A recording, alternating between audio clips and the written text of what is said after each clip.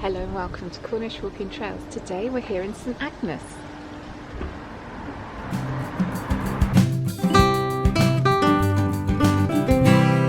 Same thing then. Today we're going to take a nostalgic trip around St Agnes. There's some wonderful old photographs here and we're going to try and find out where those photographs were taken and what it looks like today. St Agnes is on the north coast of Cornwall, close to Truro. So we're going to give it a try, are we? It's easing up. Yeah, it's still raining though, isn't it? Got a new coat for Christmas. You're going to be okay. Alright, no? Yeah. Oh, we're fine.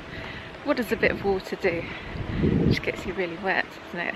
Makes lots of washing, doesn't it? Lots of tumbling, lots of energy use. Oh well, we'll cross that bridge when we come to it. There is meant to be a kind of window between the fronts that lasts for about 3 hours. So we're hoping to do like a speed film showing you some of the old photographs, what it looks like today, and eventually getting down to the beach to look at the harbour, the remains of the harbour. I don't know if you've ever noticed down at Trevaunance Cove there is a big pile of granite boulders, and we're going to tell you that story today. Using this lovely little book Around St Agnes by Clive Benny, we're going to start in Vicarage Road, take a look at some of the old photographs, then move on down to Churchtown, follow the path through Stippy Stappy down to Trevaunance Cove. Let's find the first photo. I think that we're in a very similar spot, just purely by accident, don't you? If you look at that doorway, oh, yes. I think it's the one there next to Rosemundy sign that's now blocked in. There is a caption beneath the 1905 picture, and it gives us a little story, quite a sad little story. The thatched building in the centre of the picture was a pork butcher's owned by Mr. Fred James. On the 23rd of October 1908, Mr. James was woken at 1:30 a.m. to find his house full of smoke and the roof alight. The neighbours, together with P.C. Benny, tried unsuccessfully to save the furniture. The fire reached pails of lard and burnt fiercely. The house and stock were completely burnt, and by morning only crumbling walls remained. So we think that that is the brick and granite building up there that you can see with the bay windows.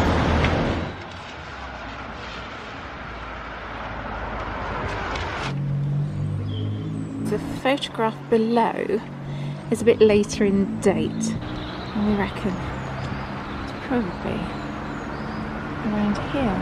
So the caption tells us it was actually taken in 1925, so 20 years after the photo above. And it says, Mr. Hawke, a photographer from Helston, took this photo leaving his car, AF5929, at the roadside, now in Cornwall, before we changed the number plate system, you know, going back to the 70s, 80s, 90s, AF, GL, CV, and what was the other one? GL? No, AF, CV, GL, and RL. Oh, okay. Were denoting local registration plates, weren't they? Changed right now, haven't they? So AF, yeah. It's a Cornish car. Yeah, Oh. It links it all back. You wouldn't be able it? to park here anymore. No. It's double yellow line. Yeah. Anyway, it says Mr. James's Pork Butcher's has been replaced by a 2-storey building. We're going to have a look at that then. Yeah. And the shop on the right belonged to Sidney Herbert Richards, who was a photographic dealer, tobacconist, stationer and newsagent. Must be your one. Wow. Or perhaps this one. That one? Maybe. Okay, let's have another look. Oh, you've got the bay window there in the photo to line it up. So we reckon that that one has been altered quite a lot. So we're Pullen Davies, solicitor. That one had a white one. Yeah, sorry. It's okay. Looking at the yellow one. So that whole bay window is new, isn't it? That's where the shop was. Yes. And there was a double bay there, as per the photograph here. There's the double bay, and the shop's gone. So, do you reckon you know where the car was parked? Yeah, it's pretty much where that sign is, the solicitor's sign. where the lady is with the Where dog. the lady is now, it would be Yeah, there, I isn't agree. it? Ah, just leap out your car, take a photograph. Road is empty. Quite a few of the buildings have changed, though, isn't it? Because the next one on, which is that grey-coloured building, has now got a flat roof. And Yes. in the photo, that's a white, looks like a white-coloured building with a slopey roof on it. So that's obviously changed as well. Yeah, quite a few changes over the years. I think it is quite interesting when you can still make out enough buildings to identify old photographs like that, and it does mark the changes over time. So that's the place where he parked his car. And this grey building beside us seems to have changed quite a lot. In front of us now is the two-storey building that replaced the pork butchers. So the pork butchers was in our first photograph, and that's what replaced it. It does look very Edwardian, Victorian in style. Oh, Lovely property. Oh, is there? 1909. Yeah, 14th of June 1909. It's even got the day. Wow. That's unusual, isn't it? Take a shot of that. Yeah. I wonder if they know that their house used to be a butcher's and it burnt down. Well, technically, I suppose they've got that building, is it? If it's on the same site, I Yeah. know what you mean. Yeah, I wonder if they know the history. That would have been funny. That would have made a lovely smell going up. It's like cooking bacon, isn't it? It must have been quite a significant event for that poor butcher, though, because not only would he have lost his home, but he would have lost his business as well. Wonder if he had insurance. Wonder if that was a common day thing. So our nostalgic walk kind of goes in the other direction now, is that right? Yeah, heads down Vicarage Road here. Go past the Institute and then down on into Churchtown. Okay. I noticed taking your hood down. I have. I mean, this is great. It's actually stopped raining. Oh, okay. Yeah. What I Look. have noticed, though, Sorry, I was looking at the sky. Oh. what I've noticed is there's still shops at this end of the village. Yes. So what we've got a spa shop. Yes. We've got a newsagents. Yeah. We've got a Boots pharmacy here, Pub. chemist, and a pub. Yes. So it's still very much in A use, community. isn't it? Yeah. I think there's even a hairdresser's down here, isn't there? Perfect. Give it a cut. Pasty shop, Andrew. Just walk right past it. Unfortunately, it's a Sunday and it's shut. Oh, yeah, I know. Oh. Oh, Cornish farm shop. There we go. We're recording these now, so that in 100 years' time, people can go, oh, that was an estate agent's. Let's have a look at some of these beautiful properties. Wow. And they've got some in Redruth, look. That's not far away.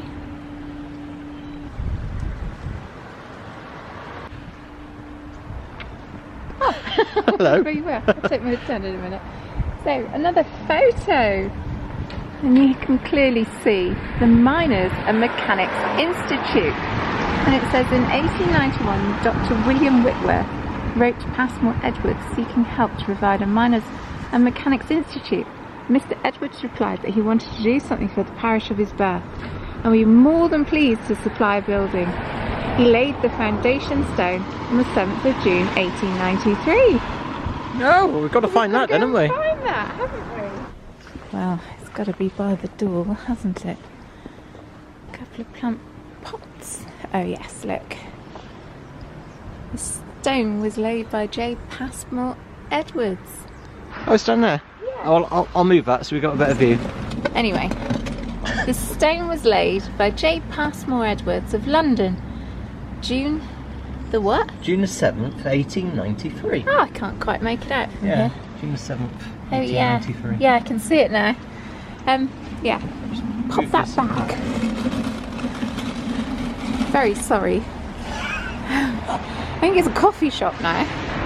I've got the stained glass above the door. And right at the top, you've got his initials, JPE, and you've got the date again. Oh, so the chap in the photo stood here proudly I think that might be J. Passmore Edwards, you know. with his beard. We need to find out a bit more about him, to be honest, Andrew. I know that J. Passmore Edwards, I think he was a Cornishman.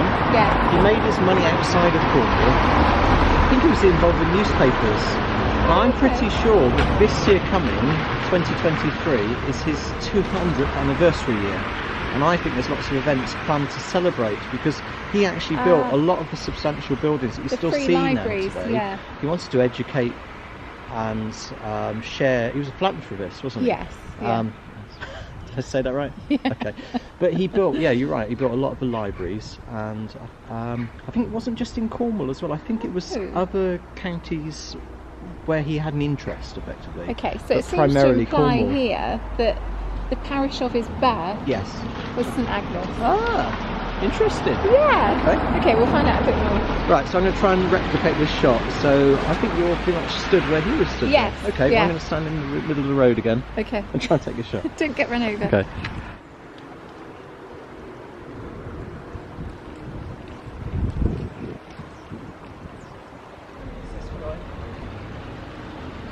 Beautiful railing. Still in place.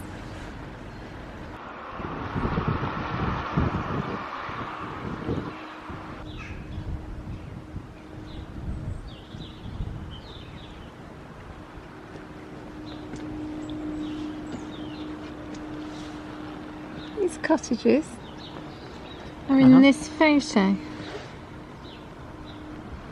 They are, aren't they? Yeah, Oh, fabulous. Let me, oh, is there a mine engine there is. stack in that as well? So you can make see out the the spire of the church church. spire. Okay, so we've lost the church spire in the shot. So again, was this taken from the road, Well, maybe? you can just see the tip of it.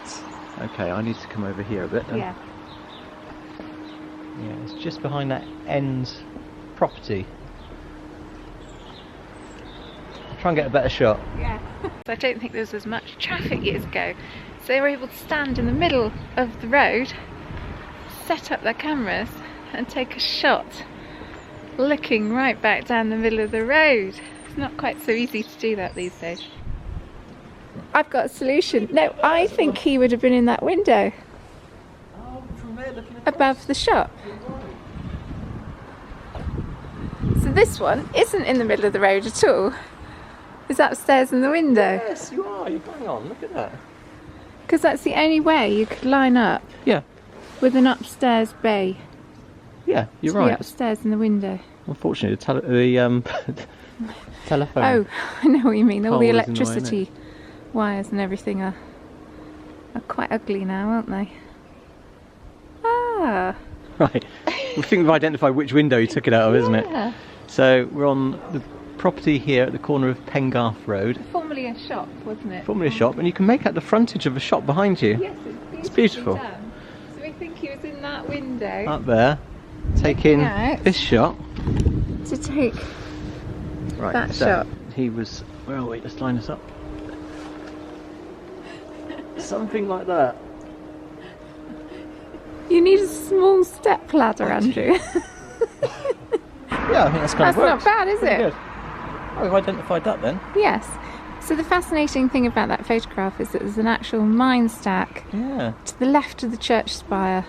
Does that give you information about which mine that was? I was just about to Okay, suggest, 'cause shall that's we obviously read all out, gone now, isn't read it? out the caption below? Yeah. Brilliant. So the caption tells me, it says 4th Street 1906, looking towards Churchtown with West Kitty engine house in the skyline. Yeah. The road through the village at this time was often very dirty and dusty and a nuisance to people living on the roadside. In July 1913, the road from Penwinnock to Churchtown was sprayed with tar. The shop at the bottom right corner of the photograph is a grocer's owned by Richard Herbert Trenary. What's that one? Yeah, Ah. It's a restaurant there. yeah, cafe. Brilliant. Let's head down onto Churchtown. We'll just try and find a couple of these. Okay.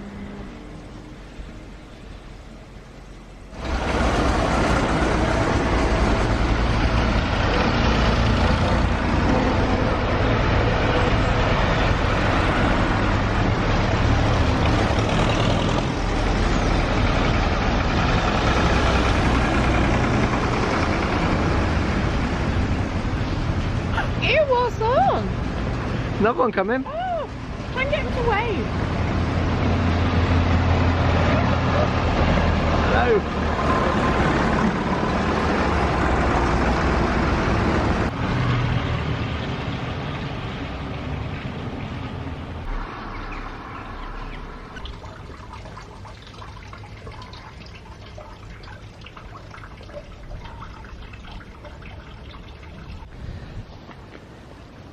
Oh, that's a beauty, isn't it? Needs no explanation at all, does it? So that's the building there next to St Agnes Hotel. Indeed. It's hardly changed at all. No, the buildings and the window shapes and the window placements and the shops, you can recognise it completely. That's amazing. Interesting thing about this photo, I'll read the caption underneath. It says it's a very early photo taken by Edward Opie of St Agnes. The original has been donated to the St Agnes Museum Trust. This is possibly the oldest existing photograph of St Agnes, showing the whole of Churchtown being paved. Oh, So wow. that's quite interesting, isn't it? Two interesting things. Firstly, it's the oldest photograph of St Agnes. Yeah. And secondly, there's no tarmac and you can still make out some of the cobbles here today. You can, can't you? Yes, that's fantastic. Just 2 years after that photograph was taken, so in 1852, there was a meeting of the Board of Highways. It was resolved that the pitch paving in Churchtown be taken up and the street be macadamised and a neat curb of stones be laid in. Look how they've spelt macadamised. So that was just 2 years after the date of this photo. Wow. Yeah. 1850s is 170 years ago. Yeah, I think that must be really early stages of photography. Yeah, it's got to be, hasn't Yeah, it? yeah. And it's in St Agnes. That's brilliant. Yeah. It's a record of how this looks before that road was lifted up then. Yes. So yeah. the road's been made a bit flatter as well, hasn't it? So that was quite an angle looking at the way those cobblestones were laid. And it's been macadamised for 170 odd years now. Yes, isn't it?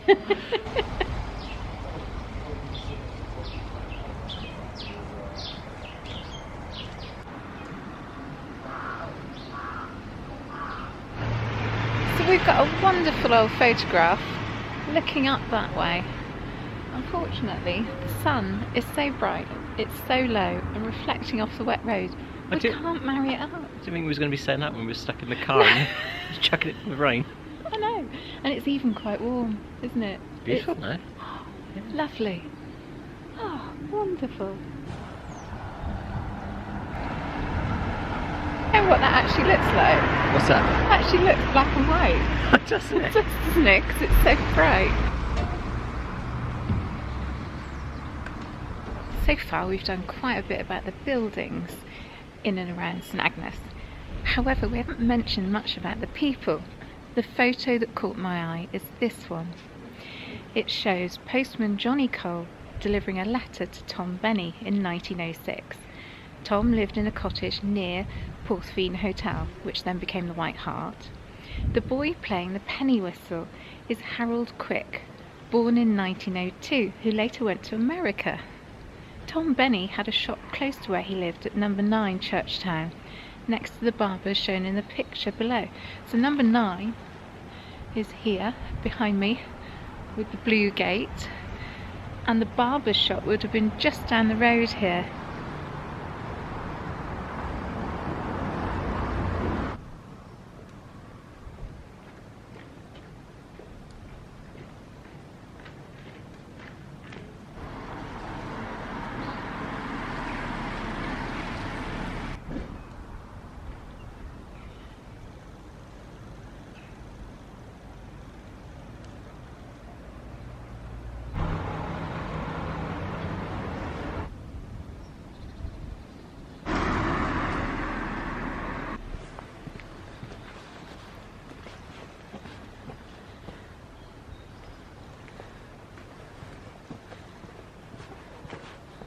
I think this is one of my favourite rows of cottages in Cornwall.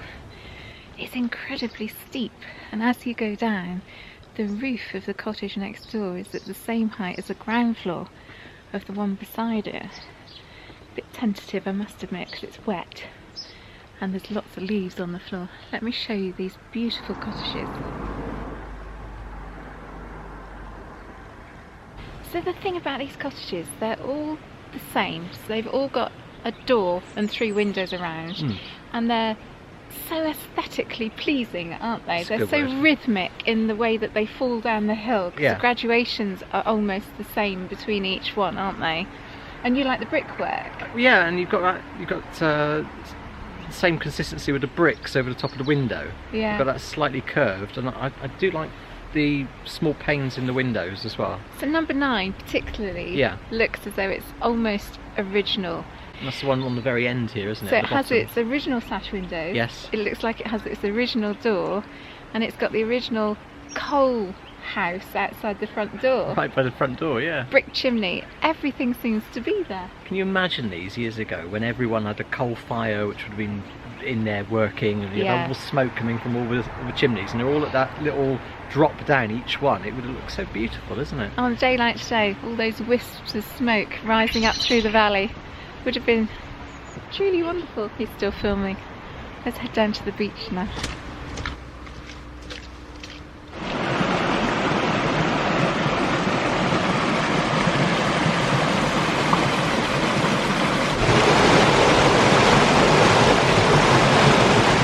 As you can tell, we've had quite a bit of rain over the last week or so. Look at that! It's an absolute torrent! In the summer, it's just a gentle little stream. We have needed the rain, mind, but day after day after day, goodness me, I could do with a break from it now. We could do with a nice settled period of 10 or 12 days of beautiful dry weather, just to dry everything out. Everywhere's so muddy as well.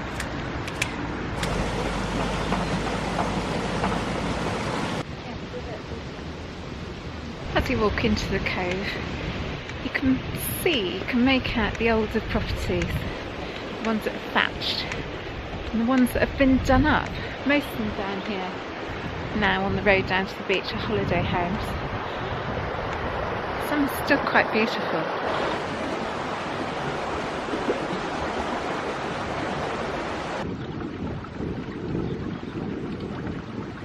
So this is coming into Trevaunance Cove, and it tells me it's Key Road. So the bits that we can make out, the same window design in the cottages across the road here, with the 3 with a thatch roof directly opposite.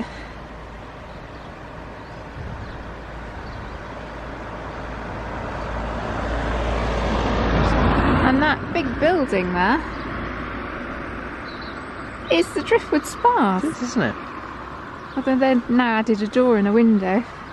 So this image is actually a postcard, and it says it was sent on the 2nd of July 1903 and shows Key Road on a bright and sunny day. The weather had obviously been hot for some time. As the writer on the card says, "Sorry I've not been able to send any cream, but it's very scarce down here owing to the hot weather." I think that's amazing. They had no cream, Andrew. It just shows they were still sending things like that in the post though back then. You wouldn't think they would be sending cream by post back then, but perhaps the post was really reliable. What are you saying? It's not anymore, is it? No. So the Driftwood Spas there, it says it was once a warehouse for the tin mining industry. And you can kind of see that.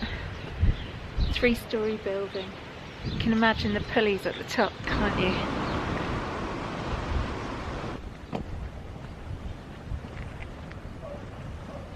So the road at Trevaunance Cove came down to a big warehouse here, which is pictured on the right hand side, and there's very little that can be seen today of that. It was all to do with the mining.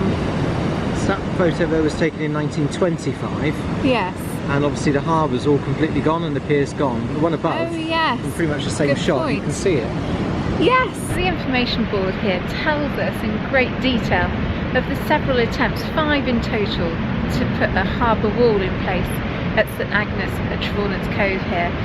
The one that lasted longest was about 100 years, but by the early 1900s, one block came out in the winter storms. It wasn't repaired. That hole got bigger and bigger until a cart could go through it, and then eventually the North Quay wall failed. Without the protection of the North Quay, the South Quay soon followed the similar fate.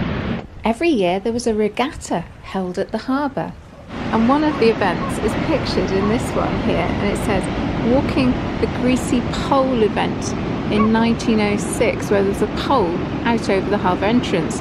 Everyone failed to walk along the pole until permission was given to wear shoes. W. Matthews of Newquay won the event.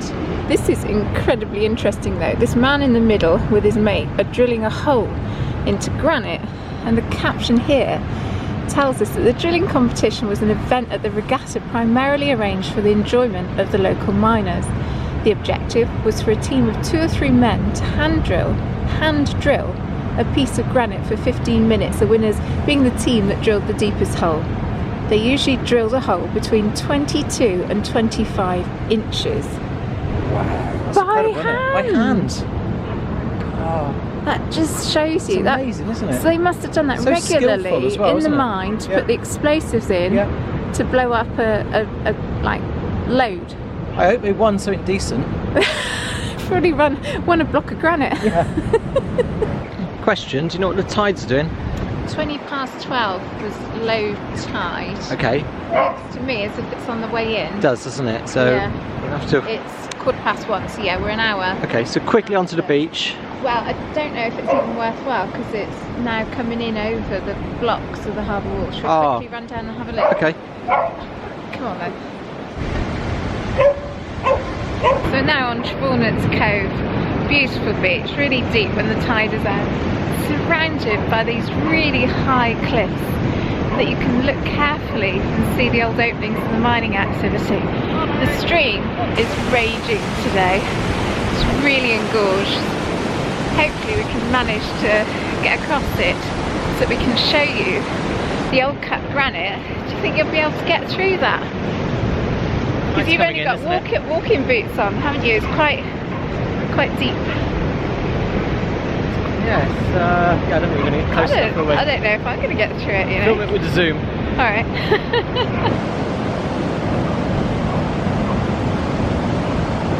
You can just make out the corner of what was the harbour wall. You can see there's just 4 layers of granite blocks sat on top of each other. The rest just looks like a pile of Lego bricks.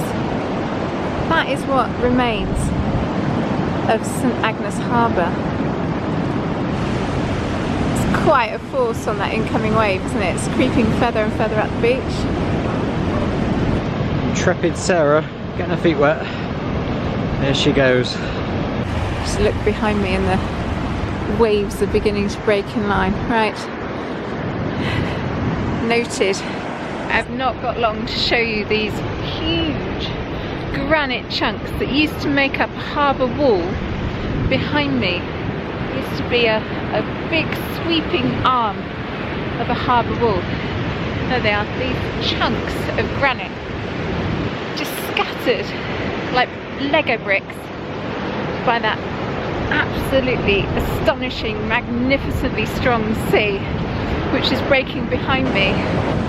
They are monster waves. Oh, I can just see a rainbow. The rainbow is so pretty. Okay, I think it's time I got out of here, else I'm gonna have very wet feet. Let's get up the beach.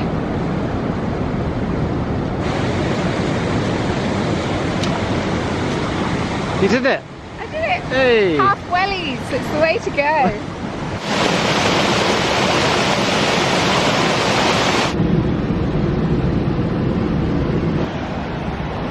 Just starting to rain. Yeah, should we nip in here for a bit? This is the wonderful storm watching little hut here at St Agnes, isn't it? That view. So we know that the storms really rock in here in the winter time, don't they? And that's ultimately what it did for that attempt. There was 5 attempts to build a harbour here, wasn't it? It just could not combat the almighty power of that Atlantic Ocean.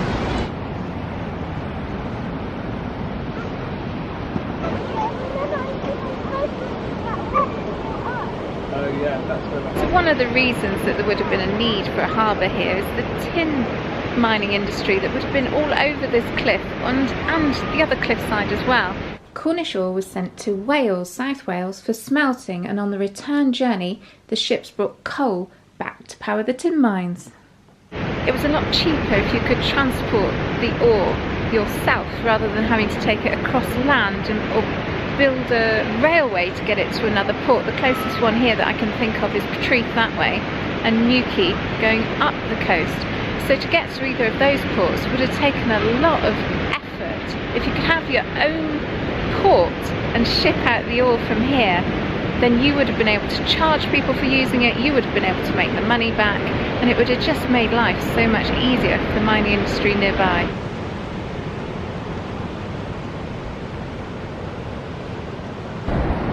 So one last story. It's really sad, Sarah. Oh. See the photo here Oh yeah? of the ship? What's that then? It's called the Cornish Lass, and Yeah. it shows it moored against the North Quay in the 1890s.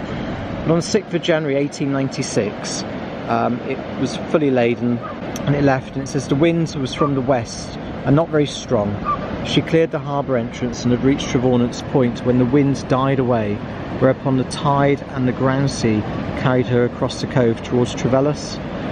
It's a photo below. Photo below, yeah. Says once she was between Trevaunance and Trevaunance, she was wrecked on the Maddock Rocks. The unfortunate vessel never got off and soon broke up, becoming a total loss. So that is literally It's over there, out there, isn't it? Yeah. Goodness me.